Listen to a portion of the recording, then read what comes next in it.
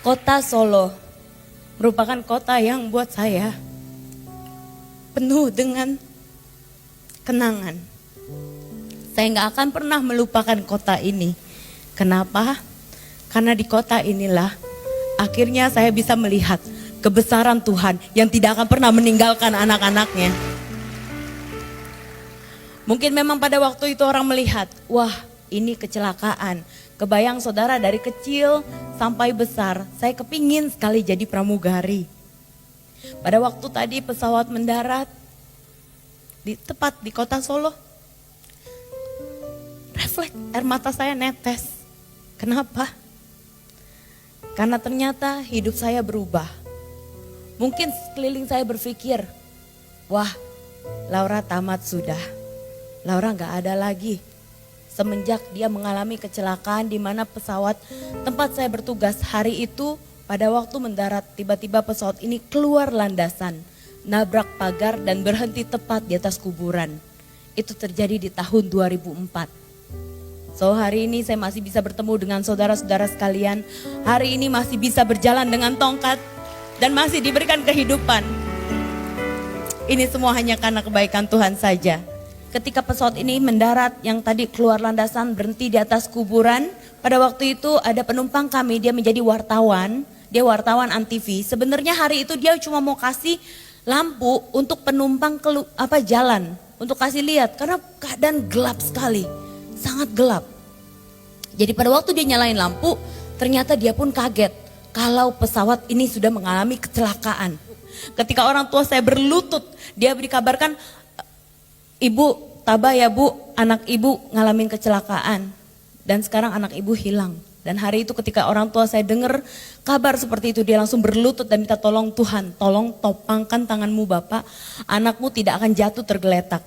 Dan apa yang terjadi saudara? Hari itu Tuhan kirimkan bapak-bapak mau rapiin mayat. Karena hari itu bapak-bapak tersebut ditanya sama papa saya, kok bisa tolong anak saya? Dan bapak-bapak ini bilang, pada waktu dia sendiri gak tahu sebenarnya dia mau tolong saya. Tapi pada waktu dia mau rapiin mayat, dia mendengar ada orang yang merintih sakit tolong, dan itu adalah tubuh saya. Dan kebayang saudara, saya percaya bapak-bapak tersebut adalah perpanjangan tangan dari Tuhan. Ketika orang tua saya berlutut minta tolong pada Tuhan. Kejadian terjadi di Solo dan orang tua saya berdoa di Jakarta. Hari itu saudara, dengan kecelakaan itu mengakibatkan muka saya ini hancur di sebelah kanan.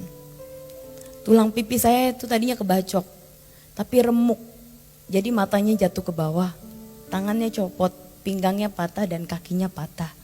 Patahnya seperti yang tadi saudara bisa lihat, dengan keadaan daging betisnya itu hilang sebesar tangan. Usia saya pada waktu itu 19 tahun. Hari itu saudara, saya seorang anak yang setiap kali dibilangin orang tua gak pernah mau dengar. Tapi dalam keadaan saya hancur dan terluka, Tuhan buka mata saya bahwa ternyata orang tua saya yang tidak pernah saya hormati, dia tetap terus ada menemani saya. Kalau orang tua saya aja yang di bumi bisa seperti ini, dia gak lihat apa yang saya lakukan, tapi dia tetap tulus merawat tubuh saya. Saya melihat apalagi Bapa saya yang ada di surga. Beri kemuliaan buat Tuhan. Saat dalam keadaan saya sadarnya itu setelah udah mengalami koma selama 3 hari. Ya, ketika dalam perjalanan akhirnya saya boleh 7 tahun kemudian baru menyadari ternyata saya mengalami perjalanan dekat dengan kematian. Di mana saya sempat berjalan dalam keadaan gelap, terus udah gitu saya melihat ada satu buah jam dinding yang besar dengan keadaan separuh gelap dan separuh lagi terang. Saya dipaksa ke arah yang terang, tidak bisa melawan. Dan sampai sana ternyata ketika saya lihat ada satu sosok pribadi waktu di arah yang terang itu ternyata saya pikir tadi matahari. Ternyata enggak, ada orang di situ, tapi orangnya besar sekali, wajahnya enggak bisa saya lihat. Dan dari sana ada suara yang berkata, kamu harus kembali, masih ada yang harus kamu ceritakan. Ya, berikan kemuliaan buat Tuhan.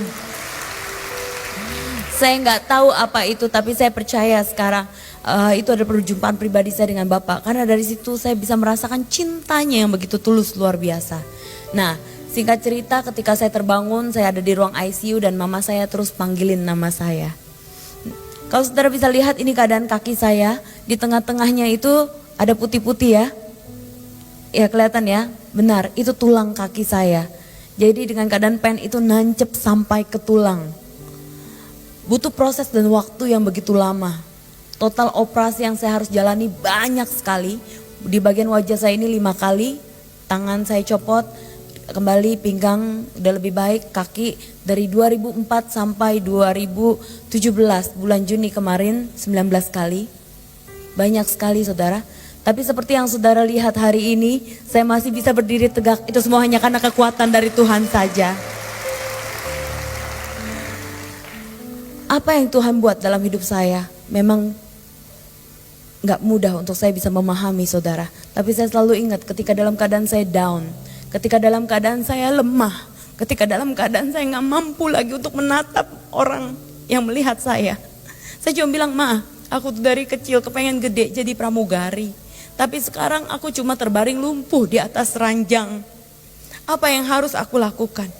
Dan saya selalu ingat orang tua saya selalu bilang, mama saya, nah dalam setiap apapun yang terjadi dalam hidupmu, tetap bilang Tuhan Yesus itu baik.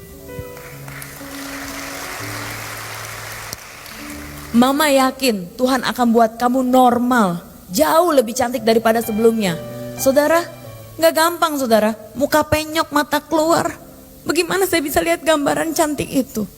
Tapi sekali lagi, dalam keadaan seperti itulah, saya gak akan lupa lagu G. Saya ingat sekali dulu orang tua saya bilang, udah mending kamu nyanyi deh daripada kamu nangis terus. Daripada ngomongnya mati terus dia bilang. Saya ingat lagunya kayak gini. Dari semula telah kau tetapkan hidupku dalam tanganmu, dalam rencanamu Tuhan. Rencana indah telah kau siapkan bagi masa depanku yang penuh harapan. Mari kita nyanyi sama-sama, semua baik. Semua baik, semua baik. Apa yang telah kau perbuat di dalam hidupku, semua baik, sungguh teramat baik. Kau jadikan hidupku berarti. Jadi gak ada yang jahat, gak ada rancangan Tuhan yang gagal. Semuanya baik untuk anak-anaknya. Beri kemuliaan buat Tuhan. Kalau dulu saya selalu mempertanyakan, Tuhan, bisakah engkau engkau menolong aku? Bisakah aku berjalan kembali? Bisakah aku bisa sembuh? Aku gak mau begini Tuhan. Bisakah engkau menolong aku? Tapi hari demi hari berjalan, dan di situ akhirnya saya mendapatkan, daripada saya sibuk nanyain kemampuan Tuhan, kenapa gak saya puter pikiran saya, daripada nanya seperti itu, mendingan pikir apa yang gak Tuhan sanggup untuk lakukan. Kalau orang lumpuh dia sanggup untuk buat berjalan. Saya yang sudah ditumpuk-tumpuk dengan mayat, Tuhan sanggup untuk hidupkan kembali. Orang mati bisa sanggup Tuhan untuk bangkitkan. Apalagi permasalahanku, itu terlalu kecil buat Tuhan.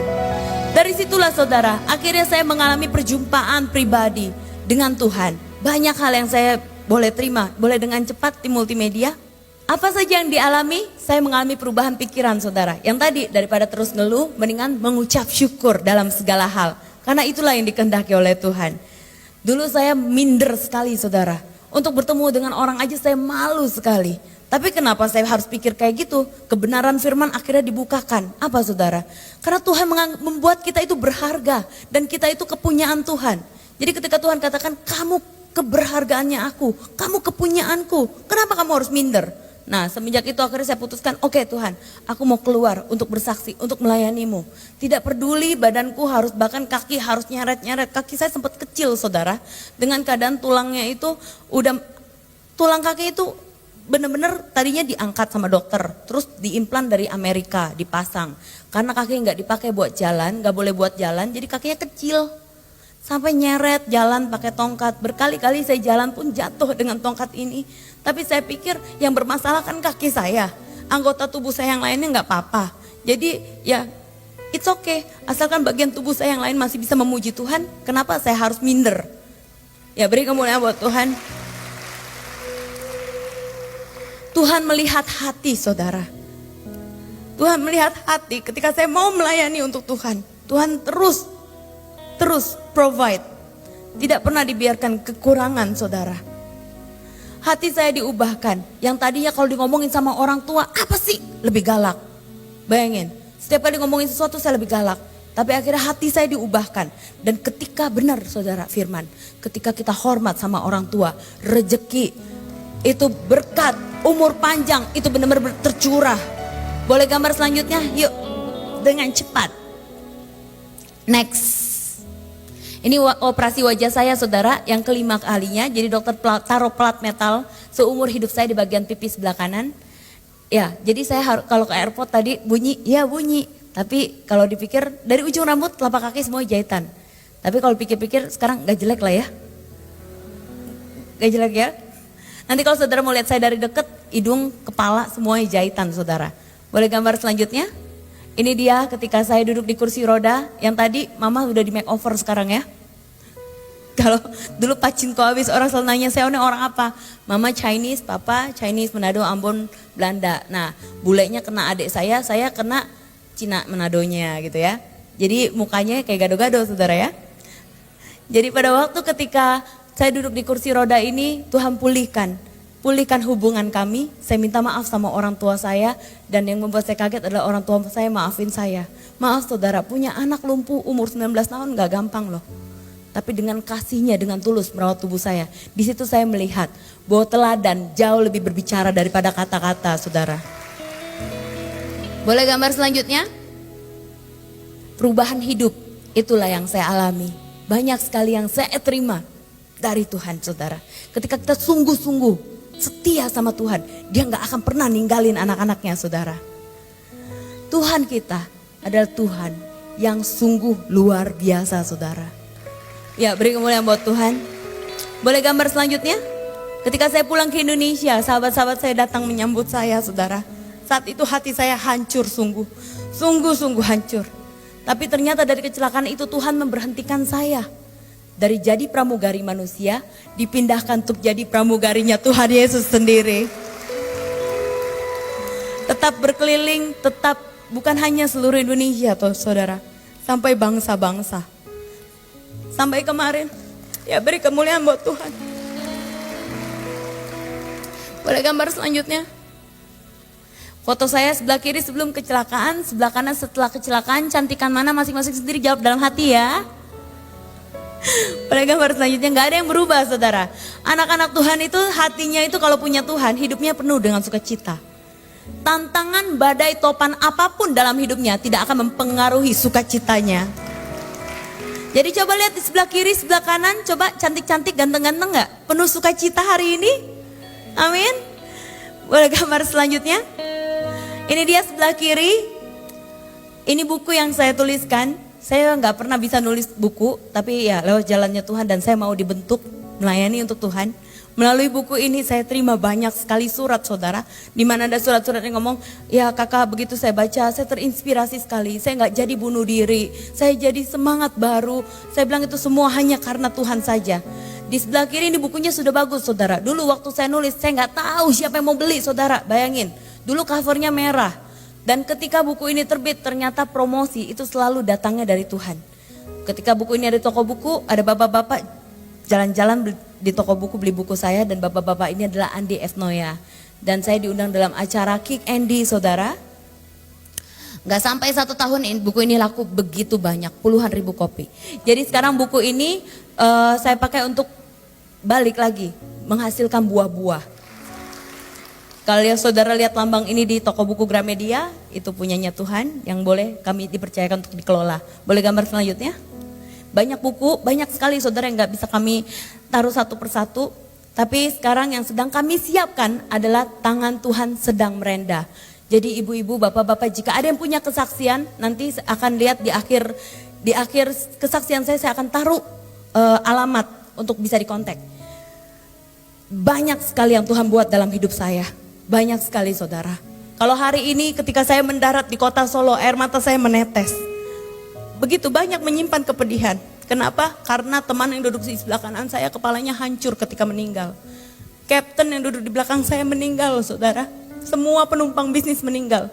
Sekeliling saya semuanya meninggal. Saya bertanya kepada Tuhan, kenapa saya harus menjalani pengobatan dari 2004 sampai begitu lama? Pernah saya bertanya seperti itu. Harus ngalamin kelumpuhan. Kenapa Tuhan? Kenapa aku gak ikut aja sama mati sama teman-temanku?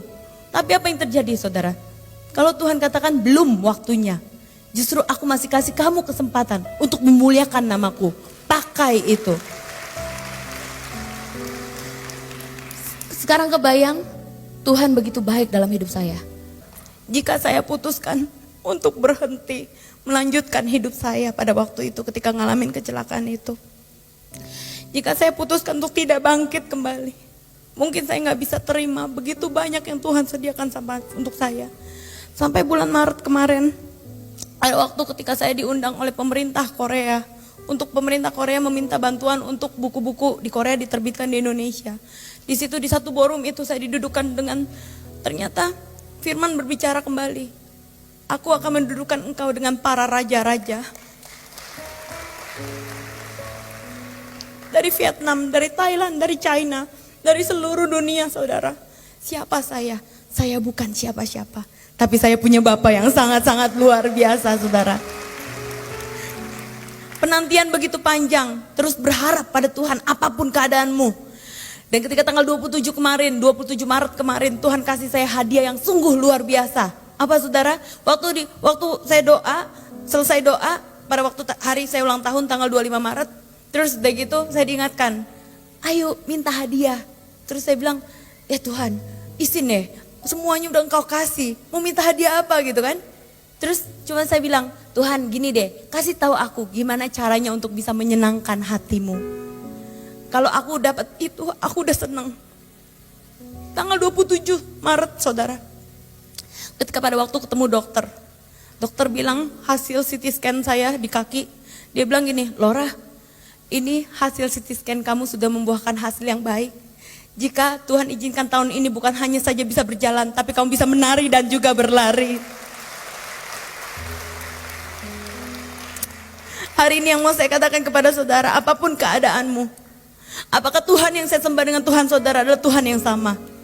Kalau Tuhan yang sama, apapun yang terjadi dalam hidup saya, mujizat, keajaiban, itu juga pasti terjadi kepada saudara-saudara sekalian. Jangan pernah berhenti untuk berharap dalam keadaan apapun. Saya ingat lagu yang terakhir, saya ingat. Hidup ini adalah kesempatan. Hidup ini untuk melayani Tuhan. Jangan sia-siakan waktu yang Tuhan beri. Hidup ini harus jadi berkat. Bisa ya sama-sama kita nyanyikan ya. Oh Tuhan, pakailah hidupku selagi aku masih kuat. Bila saatnya nanti ku tak berdaya lagi, hidup ini sudah jadi berkat. Jadi kalau hati saya sesek saudara ketika sedang dalam keadaan apapun yang saya alami kesesakan, saya cuma nyanyi, saya tahu oh hidup ini hanya untuk melayani Tuhan. Jadi ini cuma pelayanan. Yuk boleh gambar yang terakhir, apakah masih ada? Ini dia saudara, untuk bisa kontak saya, saudara jangan sungkan untuk kontak saya. Yang pasti kami sedang membuat buku-buku tentang kesaksian, di mana buku itu akan dijadikan satu tentang tangan Tuhan sedang merendah. Jadi jangan simpan kesaksian, ayo kita bagikan biar nama Tuhan dimuliakan.